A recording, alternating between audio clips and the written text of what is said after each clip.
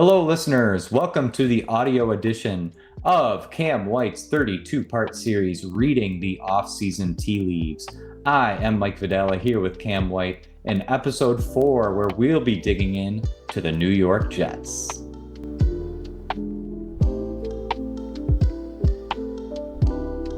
Welcome to Reading the Offseason Tea Leaves. Today, we'll perform discography on the New York Jets free agency moves, incoming rookies, coaching changes, and fantasy fortunes. I'm here with my co-host Cam White. Cam, how you doing today? I'm doing good, buddy. Just really cranking through all of these training camp highlights. We saw a Jets highlight the other day of Garrett Wilson putting some of the Tampa Bay Buccaneers on skates. So not a lot of highlights coming out of Jets camp, but that one really juices you up. I think Garrett Wilson's going to have a great season. How are you, buddy?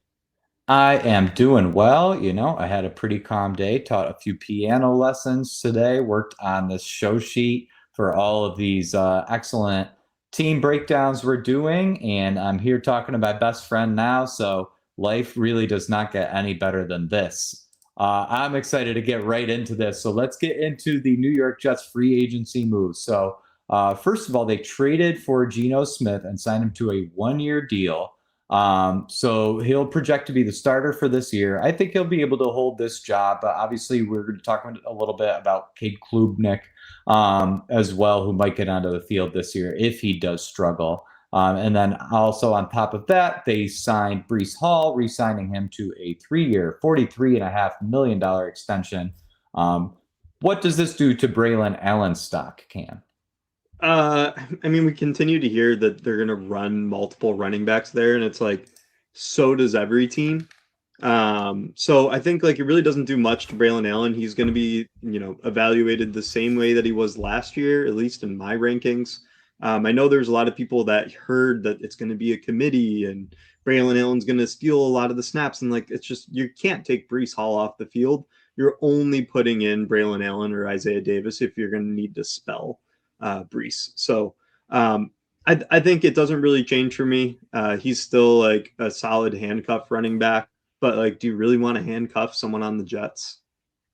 Yeah, I think so. We talked about doing our rankings recently, and I ranked all 300 players for Dynasty with notes on every single player. And just about every Jets player at the end of my notes says, well, but it is the Jets. So, so that's especially the case for Braelon Allen.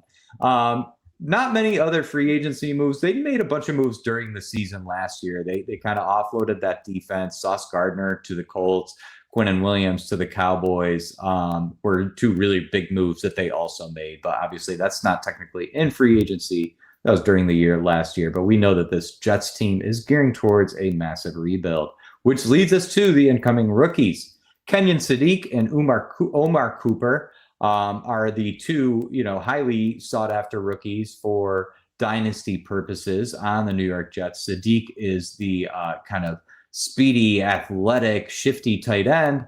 Omar Cooper, reliable wide receiver that helped Indiana on that championship run. Which of these guys do you think has a better chance at being the number 2 target earner on this Jets offense besides or behind Garrett Wilson? Yeah, so Sadiq's coming off of this off-season hernia surgery. So he's just really not getting a ton of burn early in camp, which is really important for a rookie to get ramped up.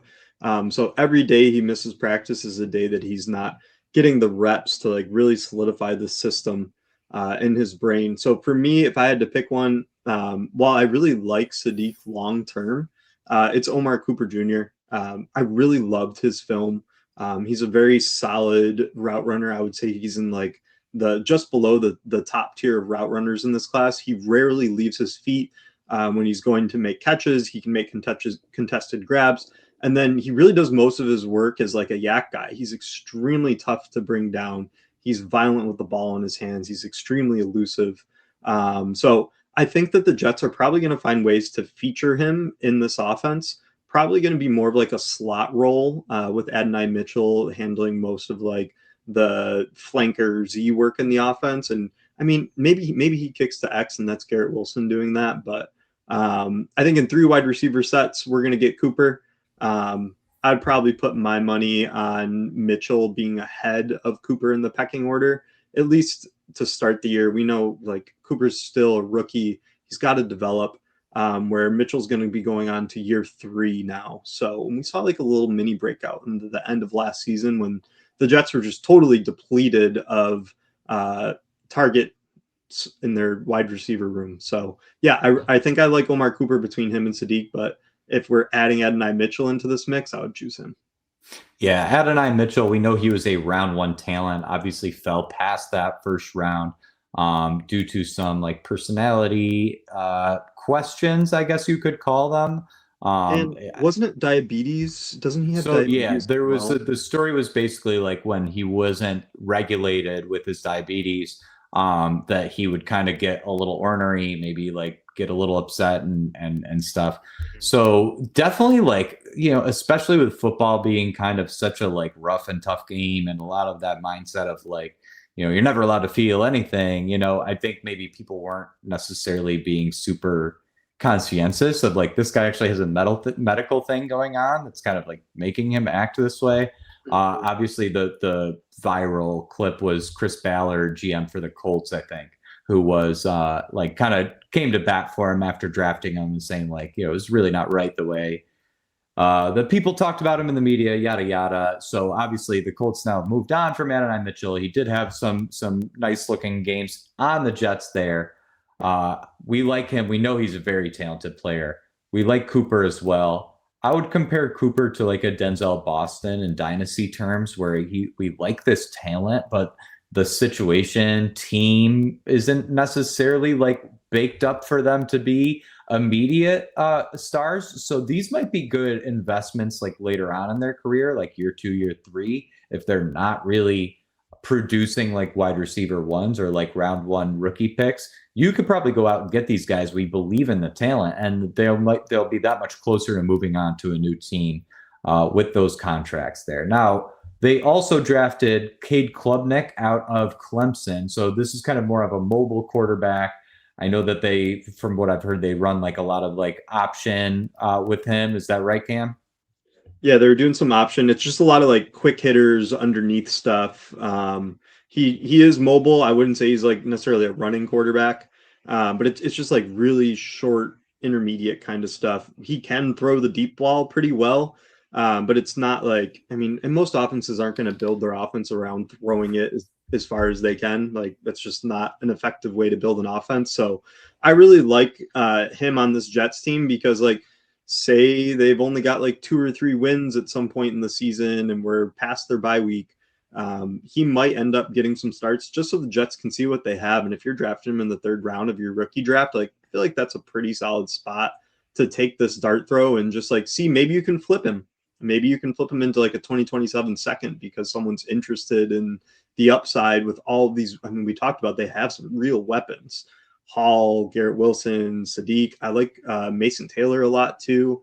Mitchell, Omar Cooper. So like there's enough weapons here that if he does end up starting, maybe he has like some QB3 kind of games in him and can be a QB2 in the future. But really it's like, let's flip him and make sure that you're getting some draft capital out of it and selling him when the value's high.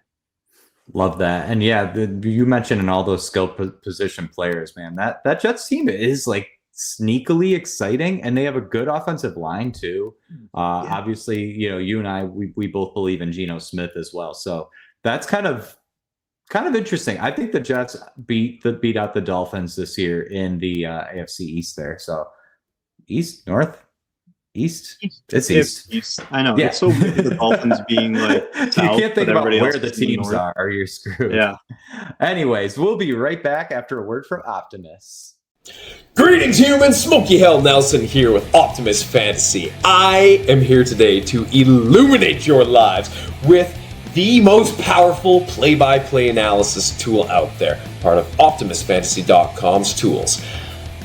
I am certain that there is no limit to the information that you can get out of this. With player reports, you can fine-tune your searches by down, distance, field position, quarter, game script, formation, player result, play type, even temperature, wind, and I ran out of fingers, but venue. Ridiculous.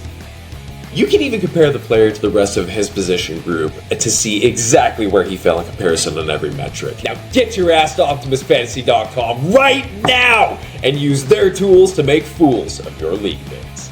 Welcome back to Reading the Offseason Tea Leaves. I'm Mike Vadala with co-host Cam White, here to talk about the tea leaves he was reading on every NFL team this offseason. So, Cam, talk to me about the coaching situation. We know that Aaron Glenn is still there as the head coach, but did he bring anyone new in? Is there going to be any kind of scheme changes this year? What did you read in that tea? Yeah, so we know Aaron Glenn is a defensive-minded head coach. He did bring in Frank Reich to run this offense. I know people are going to be kind of out on Reich just because of how his career kind of winded down over on the Indianapolis Colts. But you got to remember, he had like Matt Ryan that he was rolling out there, the ghost of Matt Ryan. So like Sam Ellinger? Sam Ellinger. Like, yeah, it was really bad. They didn't have a lot of talent there aside from JT. I guess Pittman was there, but still the QB talent was not good. And now he's going to be on the Jets, where like we talked about all of their offensive weapons. We know that he runs more of like a West Coast scheme. He has a lot of 2 tight end sets. So I think there's a chance that we see a lot of Kenyon, Sadiq, and Mason Taylor. They're going to be running these larger packages, trying to establish the run, and then maybe trying to get you on some play action, get the ball underneath to guys in space like Omar Cooper and Kenyon Sadiq that have that yak ability. Absolutely, yes. I would love to see some 2 tight end sets. We love Mason Taylor. We thought he was a great prospect. The Sadiq draft pick is a little bit disappointing for Taylor in terms of dynasty, but I do just kind of like love the idea of both of those guys out there on the field. And it's like, what are we going to throw linebackers on here to guard these guys? Like a linebacker is not guarding Kenyon Sadiq. And then you're not putting a cornerback on Mason Taylor. So I don't know what you're going to do out there. That would be a really fun 2 tight end set. I think both those guys could have some breakout seasons. I think they're like very similar players. They're both really solid blockers. And then they both run these like short to intermediate routes really well. Obviously, Sadiq is the superior athlete, but Mason Taylor's a good athlete too. I think he ran in like the 4.6s at the combine. So like that's good speed for a tight end. I'm really excited about what they're going to do there. And it is the Jets. So like, let's not get too excited. But with like the right quarterback under center, I think they're really going to be able to unlock all of these skill positions. Absolutely. And just kind of like, this is where we find value in fantasy football, is kind of digging on those teams where a few years ago it would have been like the Panthers, where like now you actually got some fantasy value out of Bryce Young, even Chuba Hubbard, Rico Dowdle for a little while. Like these guys gave you value, and now like you're looking at a Tedero McMillan and a Jonathan Brooks that could really kind of give you big fantasy value. But digging on those teams that people are not expecting to be good can really give you some high-end value if you hit, and also if the offenses are just better than expected. Looking at the training camp news now, first of all, if you are on Blue Sky, you need to get over there. Check out White Heat FF. Our buddy Cam over here has been blasting out every possible highlight that has happened in every single training camp in the NFL. You got to go check that out. Check out Cam. He's always got good stuff to say on Blue Sky. So go check it out. White Heat FF. If you don't like him, you can follow me. I repost all of his stuff. So you can come find me at Mike on Keys over on Blue Sky as well. So, you know, you don't have to go follow him, but you should, because he does some hard work for us over there. So training camp news. Sadiq did suffer a setback with that hernia. So we're expecting that possibly to even keep him out past week 1. Hernias are obviously something that takes a little bit of time to get back to. And if you rush back, that's when you can kind of aggravate things. So they'll want to take their time with their first round draft pick there. Outside of that, like you mentioned, there's one Garrett Wilson highlight. I mean, dude, you're in the weeds. You're really grinding out all of the possible tape from every camp. And there's been almost nothing out of New York. So we don't know if that's necessarily like bad news, but I mean, you know, we'd like a little more good news out of New York, wouldn't we? Yeah, I mean, so I don't post the lowlights typically unless it's like Deshaun Watson throwing his ninth interception of training camp into triple coverage. But like, yeah, I don't post the lowlights. There's been some like Geno interceptions and but like really it's the Jets are quiet this offseason, which is weird for a team in New York. You think they'd have a lot of publicity between all of the high-end offensive weapons they have on here. I mean, they have multiple first-round picks in this offense along the offensive line, at wide receiver, at running back. Like this team is loaded. So, and Geno Smith was a former number one, or not number one. What did he go, like 7 or something? Either way, he was a former first round pick. So, like, this team should have a little bit more buzz. And the fact that we're not seeing anything is a little weird. You were talking earlier about buying into these teams that were just way, way undervalued because they're, recently had been bad teams.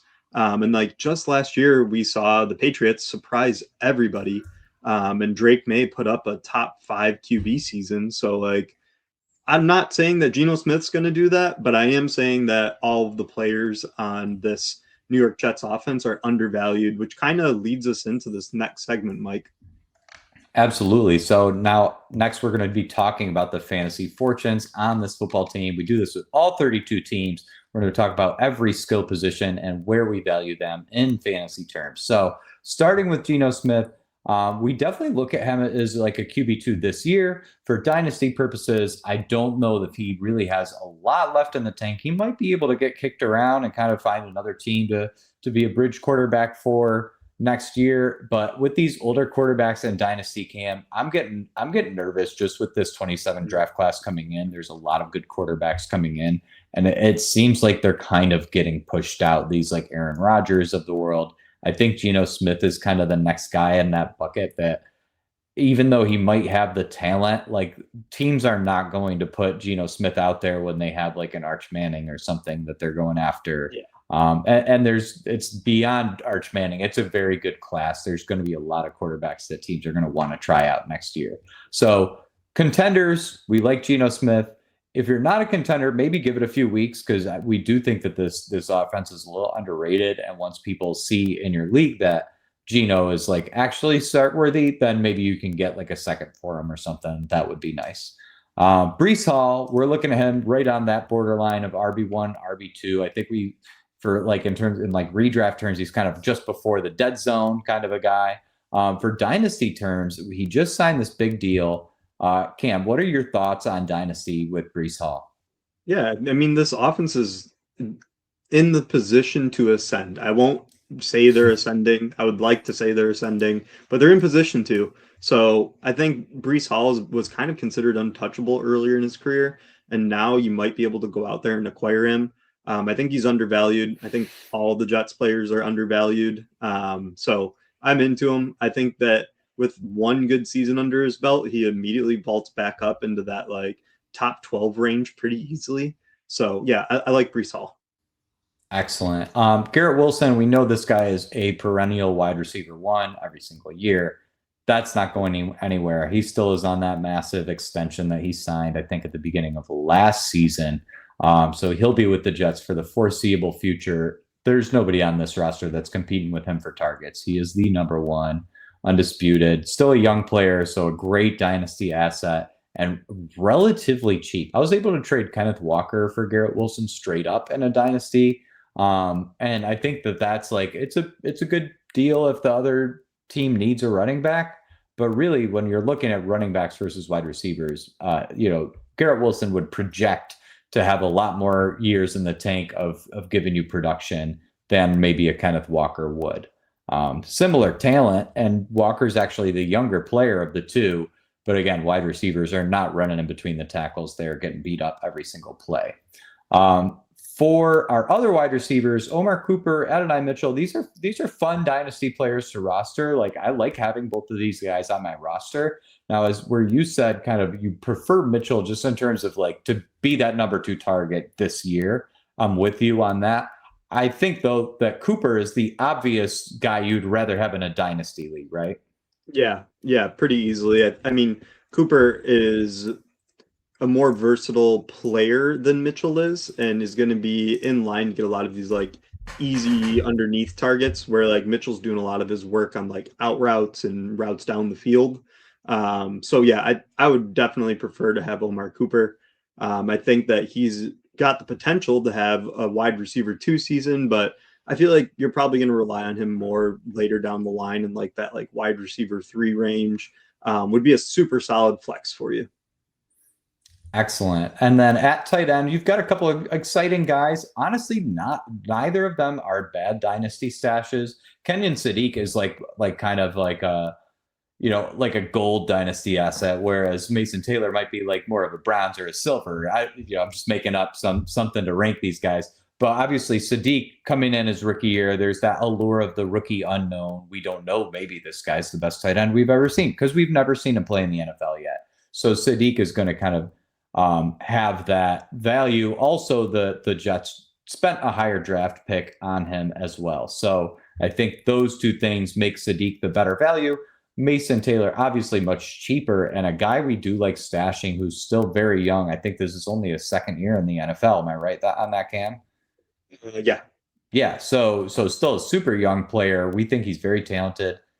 He may, I might be crazy on this one. I think he was the leader in targets on the Jets last year as well, or one of the target leaders on the Jets. I think that's worth looking into, but he was up there in targets on that Jets team last year. So I'll let you look into that one while I get into our side bet for this show. So this is another one I've been kind of dropping some on Cam's head that he's not aware of, but here's the side bet. So Cam is getting married this year, folks. So I'm going to be out in Seattle hanging with him for the bachelor party. So Cam and I are going to go to a batting cage, and we are going to go in until one of us gets a hit, and whoever is the first one to get a hit, or whoever gets a hit in the least amount of attempts, is the winner of the bet.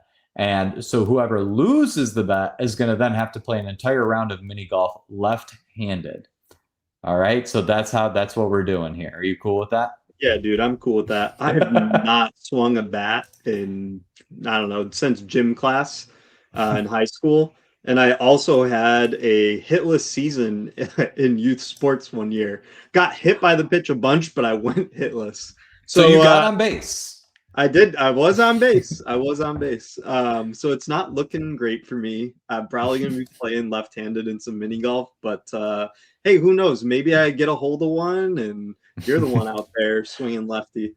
We won't go into the 70 mile per hour cages. We'll go to like a 40, like something a fourth grader could hit. I think I got a pretty good shot at that. You were right. Also, Mason Taylor led the team with 65 targets last year. You have a fantastic memory for all these stats. I'm always impressed. Yeah. So yeah, Mason Taylor, before we wrap things up, go out there, grab some Mason Taylor, stash them at the very, very end of your dynasty rosters. That's provided you've got a semi-deep league, but leading the team in targets your rookie year, that's a big accomplishment. But that just about wraps it up here for the New York Jets. So for Cam White, I am Mike Vadala. On behalf of Optimus Fantasy, thank you for tuning in, and we will see you on the next episode, which will be the Las Vegas Raiders.